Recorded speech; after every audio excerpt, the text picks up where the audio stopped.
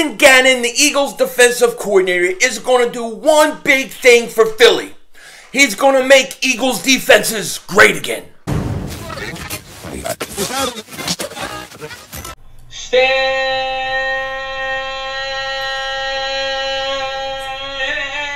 up!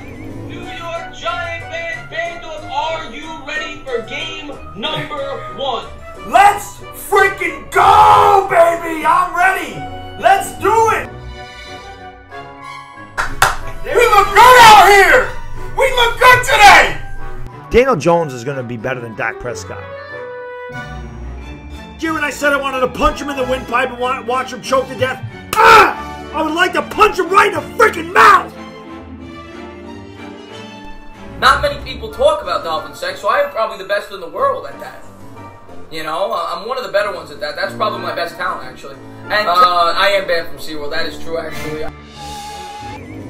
I would let a bald eagle piss in my mouth right now for a Eagles victory.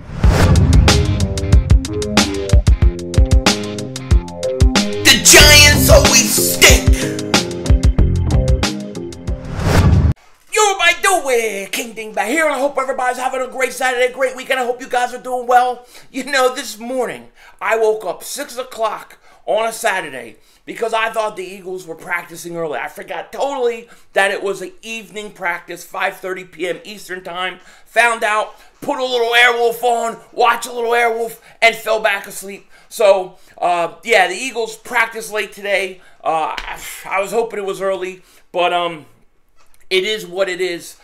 With that said, before we get into this, gotta say, if you have the Newsbreak app, if you want to give your boy a follow over there, I'll have some exclusive stuff over there, so click the link in the description. I really appreciate it, and if you do it, I really, really love you. And if you don't, I love you anyways. Maybe just not as much. No, I'm just kidding. Just kidding. I love most everybody. Most everybody. Now, I'm going to jump right into this because this video is going to go up like pretty much the same time I'm starting the Philly Shakedown podcast that we have going tonight. The late practice kind of throwing us off a little bit. Eagles are off tomorrow, okay? They're off tomorrow. They're back up at Monday. And then Tuesday, I believe, is when the pads come out. So I may or may not have a video tomorrow. We'll just have to see. We'll just have to see. But if you're new to the channel, please like, please subscribe. We're going to be doing this every single day at training camp. Not to mention, every single Eagles game will be streamed, including preseason. You don't want to miss it. But let's get right into this injury report because it's important. This injury report that I'm looking at right now is pretty much the same thing as it was yesterday.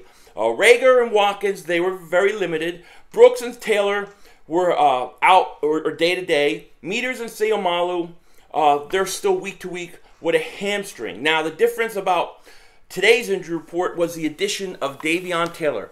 We just got finished praising Davion Taylor, how good he looks and all that, and he does. And he does.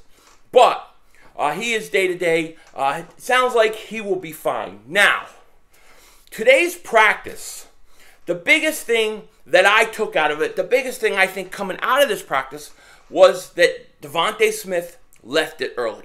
He left it early. He was running drill, got a bit of a collision, went back with the trainers, right, for a while, kind of walking gingerly, and then he came back without his helmet on and was on the sideline the rest of the day. Now, I haven't had any updates to this injury or the situation, but from all accounts, there's nothing to worry about. From the people that have seen it and were saying it looked like it was more precautionary than anything else, he seemed like he would be okay. So I'm not going to worry about it. I'm not going to flip out about it, but I don't think it's that big of a deal. Maybe he ends up on the injury report day-to-day or something like that, but I expect DeVonta Smith to be fine. I expect him to have a monster year, offensive rookie of the year. That's my prediction. I love it. And I say it, and people go, well, you said Jalen Reagor was going to be rookie of the year last year.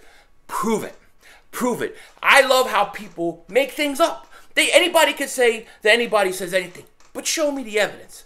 Give me the timestamp where I say these wackadoo things, right? Give it to me. That's what I want.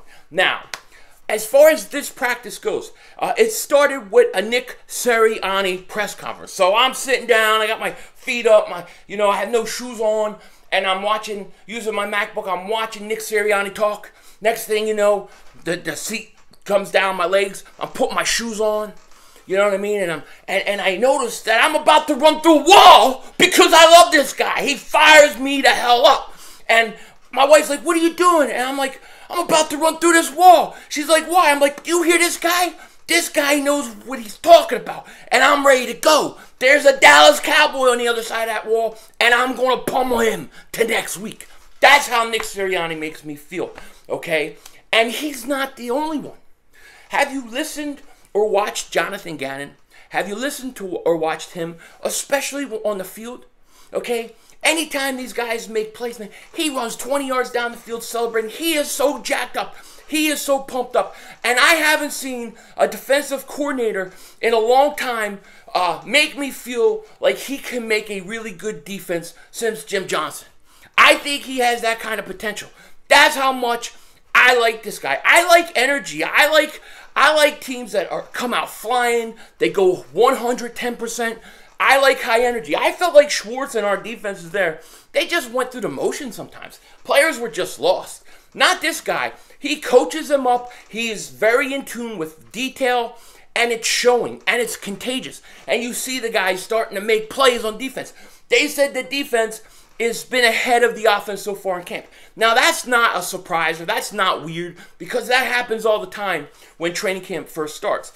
But what I'm hearing more than anything that I've heard in the last 4 or 5 years is the amount of energy, just the swagger, the energy that is coming off this defense is something that we haven't had. And I think attitude has a lot to do with it. You know, I grew up in the old days, okay? When I came up, you know, Buddy Ryan was the coach. You had a defense with a swagger. You had a defense with an attitude. That's the way you play defense, okay? People feared your defense, okay? And then even when Buddy left, and you had you know, Andy Reid and Jim Johnson, you always had a defense with the swagger, Even Ray Rhodes brought that same thing on defense. You remember 4th and 1, Dallas keeps going for it, and when he told them how he fired them up, he said they're coming to take your wives, to take your children, and they were ready to kill, they're ready for war.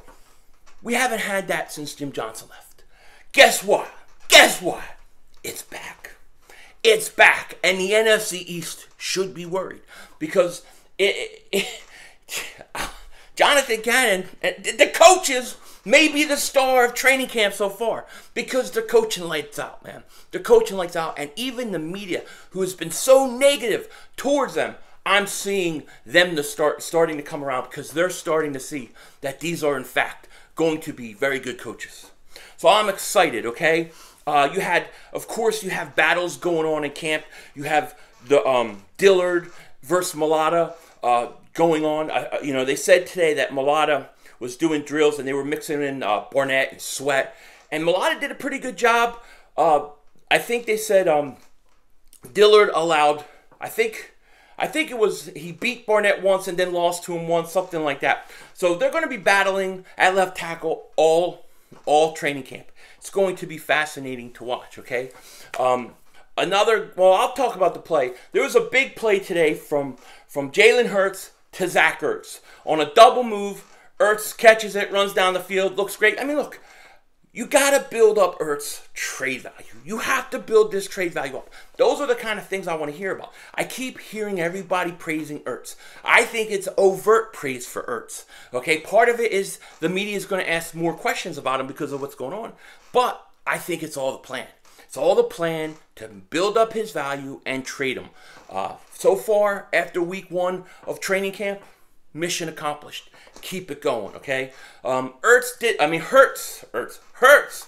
throw an interception today to my man, TJ Edwards. Now, I've said it. Out of all the linebackers that we have, the young in-house linebackers, not including Wilson, I like TJ Edwards. I think TJ Edwards can play.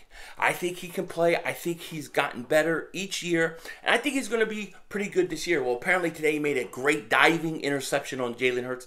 Only Hurts' second pick of the training camp so far, but it was a great interception, they said. It was great. Jonathan Gannon went running out there on the field. They were celebrating. They're fired up. And I'm hearing good things about TJ Edwards as well. I'm hearing a lot of good things about this defense also. Milton Williams, another guy. They're moving him all around. People are impressed with him. So there's a lot of excitement going on, especially in this defense. And then after training camp, after practice was just over and people are coming off and their interviews, and they're still going on right now as I speak, Darius Slay is working with Jaquette. He is putting in extra work with Jaquette. Steven Nelson's also out there working, and that's what you like to hear. So today is a very promising day for the defense. I feel like, how can I say it? I feel like there's been an attitude adjustment when it comes to the defense. You know what I'm saying? Like, I feel like things have changed from just an attitude perspective, something we've needed. And you see it. You see the way that the defensive players are reacting. Guys like Brandon Graham, some of these linebackers, they're going to eat it up. And I think this defense could be a sleeper. I think it could be a lot better than anybody thinks. So it's going to be real interesting. But with that said, that was pretty much it. They showed Miles Sanders. He was out there working on his receiving skills. He's going to be a big part of the offense at the receiver position. So I like to see that also. Like I said, I had to kind of do this towards even practice was over because I have the Philly Shakedown podcast. I may have a video out tomorrow. I may not sure, but we will definitely cover the rest of practice on the Philly Shakedown podcast starting about 6 o'clock. 9 Eastern, 6 Pacific time. You guys definitely want to check it out. It will be there live on my channel. So make sure you like, subscribe. With that said, take care. Talk to you later, of course. Don't be a dingbat.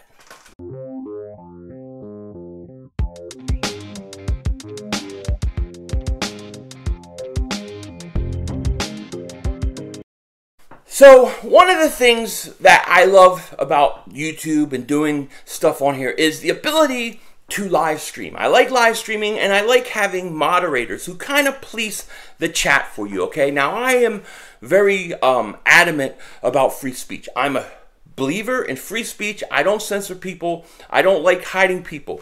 But every once in a while, you get somebody who trolls you, gets in with you, maybe joins a channel membership or something, and then they get a moderator, and then they start going and wreaking havoc on your channel, just hiding people who never would deserve to be hidden, who I miss talking to. I'm like, I haven't seen them in a while.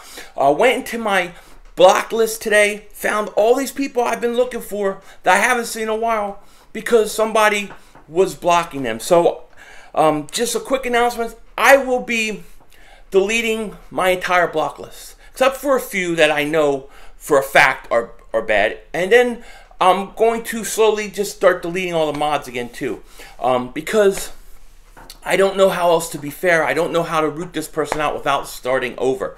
There are a few people I know for sure are okay, and I'll keep them, and some of the channel, other channel content creators I keep as mods, so I know when it's them and it's not a troll. I'll keep them as well. But just a quick announcement, and look, I'm really sorry about that. But at the end of the day, hey, Mark Holmes, I'm coming for your meats.